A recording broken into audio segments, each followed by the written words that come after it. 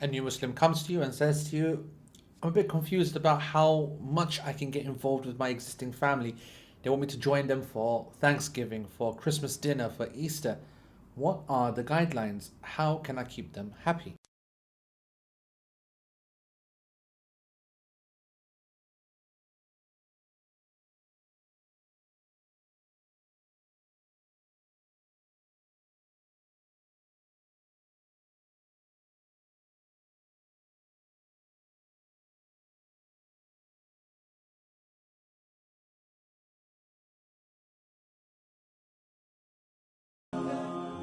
Bismillah ar-Rahman ar-Rahim, alhamdulillah, wa salatu wa salamu ala rasulillah, assalamu alaikum rahmatullahi wa barakatuh.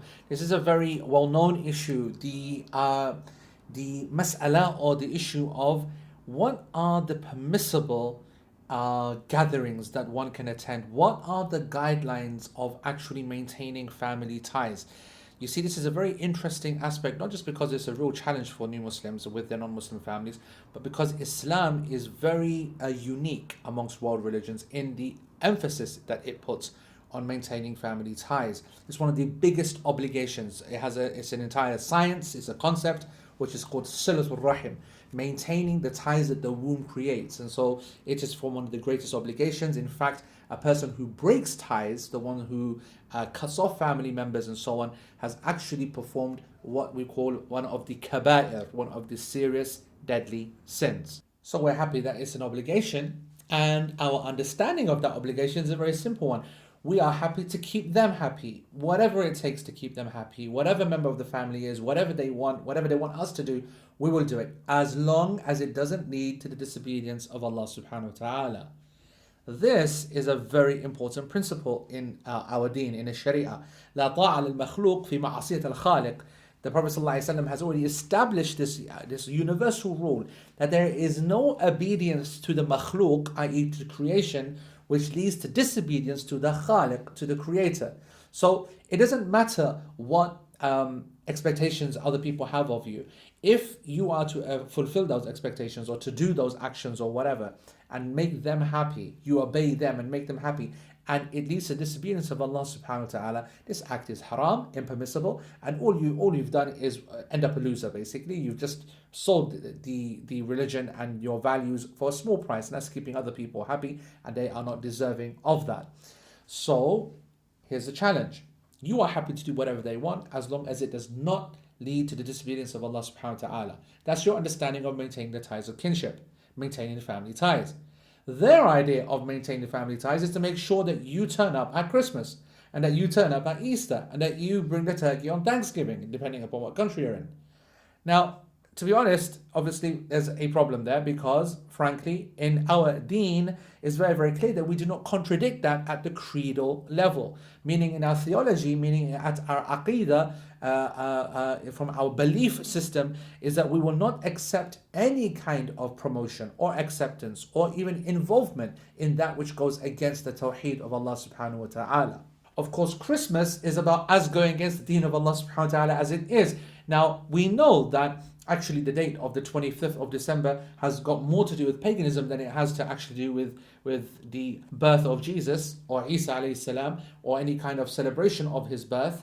And likewise, even Easter. Even we know that Orthodox Christians differ over the actual dates of Easter and what actually happened and so on and so forth. And so the celebrations that we see today that your family do want you to be part of, or some families want you to be part of, they're actually not even religious in nature, even though they think it is religious. So this brings us to then a very famous discussion amongst the scholars. These events, these celebrations, these commemorations, these kind of special holy days and holidays that we have, if the understanding of the people is that it is religious, then are they to be prohibited from being to partake in them, to be part of it? The Prophet ﷺ has made it very, very clear that the Muslims only have two Eids. We only have 2 days which we celebrate properly like other people celebrate Christmas and Easter and Passover and so on. So it's not permissible to add days to these. Now, what's not permissible to add is not those moments of happiness or some kind of expression of joy or a party or so on and so forth. What's impermissible is to add religious celebrations to these 2 days. So, for example, if a person was celebrating that they've just passed their exam, or for example, they've finished 10 years of school and college and they have a party and so on and so forth, then that's fine. If there's a national day, for example, that people are all proud of and it doesn't have any kind of religious connotation, doesn't have any kind of allegiance to other than Allah subhanahu wa ta'ala, and doesn't pretend to be something which is of a religious nature, then this is something permissible to partake in. So this hadith where the Prophet ﷺ has not allowed any more than 2 days extra to be celebrated is referring to religious festivals only. So then that brings up the question, what is the nature of Christmas and Thanksgiving? Now I know I'm focusing on these things and you're going to say to me that actually many of the non-Muslim family members, they don't really care about Christmas and so on and so forth. They just want you to come round. Absolutely, I agree with that. We're going to come to that in a second. But let's just deal with the issue of Christmas and Easter and so on. Is it their understanding which is important, or is it the understanding of its origin, where it actually comes from? This is what the scholars differed over. Some said that it is actually its origin which is to be taken into account. Others said that no, it's what the understanding of the people is. Now, if you look at Christmas, for example, today, the mass majority of people who celebrate Christmas don't care at all for its religious connotation. They're not religiously observant. They're not practicing Christians. They didn't even know the actual reality of the birth of Isa alayhi salam. They don't care for it. For them, it's just a very convenient time. All the shops are closed. All the work, employment, and all employers have given holidays. It's just a great time for people to get together, have some food, and so on and so forth. Now, in my personal opinion, I always express when I teach fiqh the importance of going for what's called al-ahwat wal-aslam, meaning the most safest and the most encompassing of all opinions. Now that sometimes might lead to a more stricter, more conservative, more boring kind of expression of Islam, but there's no doubt that it will be a safer one. So here, I prefer to go use the opinion of those who consider that it does have a religious significance, because some people see it as a religious significance. I also believe that the scholars who said that even if it has nothing to do with religion, but people celebrate it religiously, i.e. they will not miss it every year because it keeps coming back, which actually interestingly is where the word Eid comes from, because Ada means that it keeps coming back and celebrated regularly, religiously. Then actually even Christmas, or even Halloween, or even Easter, all of these will fall into the second category, even though they might not be religious in nature. The other argument, of course, is that even pagan origins, which might be irreligious, is a form of religion. There could be some aspects which involve devil worship, for example, or it could be very, very extreme secular ideas, the celebration of a certain idea and ideology and so on. I just want to say that it's clear that the safest position is to avoid all of these celebrations and to avoid being linked with them. So you wouldn't celebrate, you wouldn't express particular joy. But the real question is that if your parents or your family members are celebrating that day, or they're gathering on that day, should you go down and join them? In my personal opinion, you should try to avoid that.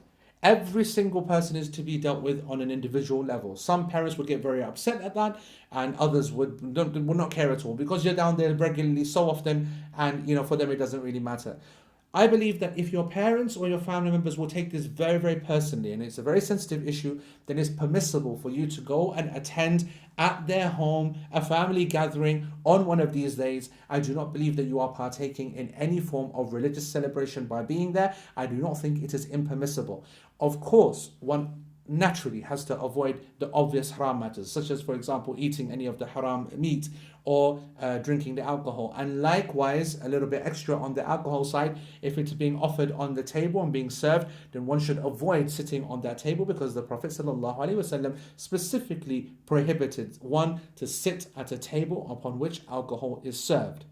And so what I'm basically trying to say is that a person needs to navigate these family kind of trials. They are trials, because you don't want to be there, you're not really enjoying what they're talking about and so on and so forth. It's not leading you in a positive direction, it's leading you away from Allah subhanahu wa ta'ala. And so generally you don't want to actually be promoting this. And another very important factor is that your family are often involved. And if you have young children, then a new Muslim, and rightly so, is a lot more careful about how they might be socially engineered or influenced by what they're seeing, these kind of levels of happiness and joy at things which they don't even know or recognize in a normative environment at home, but they're seeing it being celebrated, and they consider that they're missing out. What's this? This is amazing. And then they start to see it at school and so on and so on. An idea is cemented in their minds that actually there are better celebrations out there. There are other important events out there that they should be considering themselves as well. And that is why you have this little bit of extra tension. Because often you will go and you can attend and you know well enough not to take anything seriously, and you're just there to keep your parents happy. And I just want to emphasize again that as a new Muslim, Islam will only increase your family ties, will never decrease. And so you will only get closer to your parents through Islamic law, not further away. And so we obviously want you to keep going and looking after them and making them happy by attending and so on and so forth. But you are worried about your children, you're worried about the impact. And so you probably, make an excuse for them, you keep them away and so on and so forth. Except that, of course, that has a very negative effect upon the child's grandparents. Every grandparent not only has a right to see these children, but they have a desire to. They love their grandkids. Any parent who doesn't believe that has misunderstood this issue. And that's why I find it irritating when you see people give a ruling and not being aware of the psychological state of a grandparent who loves this grandchild so much. And in actual fact, legally in this country or in the West, if you were to pass away, the state will not look to Islam or non-Islam. They will give this child to the grandparents. So it's very important that you don't actually try to keep them separate, but you invest into a healthy relationship. Think about this. You're worried that your parents' habits, such as watching TV or drinking alcohol or smoking or whatever it is that they do as part of their normative, non-Islamic kind of reality, that the children would get a very negative vibe from it. Well, you are able to observe all that, experience all that, and not be swayed. You're very firm on your iman and you know what's wrong. So should you keep your children away from that completely, or should you educate them about it, tell them about the great benefits and the qualities of your grandparents, and explain what some of the things that they do which you guys don't do, and this is the reason, and they do that because of this reason and that, and you try to explain them and get them in a matter into a state where they're confident about their own identity, not confused about what their grandparents do, and yet they still develop a real family love for them. That's very important. This dynamic is a sensitive one. You need to be slightly kind of, broad-minded when it comes to this issue. You can't just be, no, we're not going to go to no gathering, we're going to keep our families separate for the rest of our lives. That's not exactly good dawah. And I'm not saying that just because something's good or bad dawah that you can suddenly overturn prohibitions or not, but I'm saying that there is a middle way. We are not partaking in a religious observance of any event if we go to our parents once a year, and obviously you need to go more than once a year. But the once a year I'm talking about is because other members of the entire family are all there. And it's a rare occasion. And so we all go and gather and we have a good time reminiscing and talking about family things.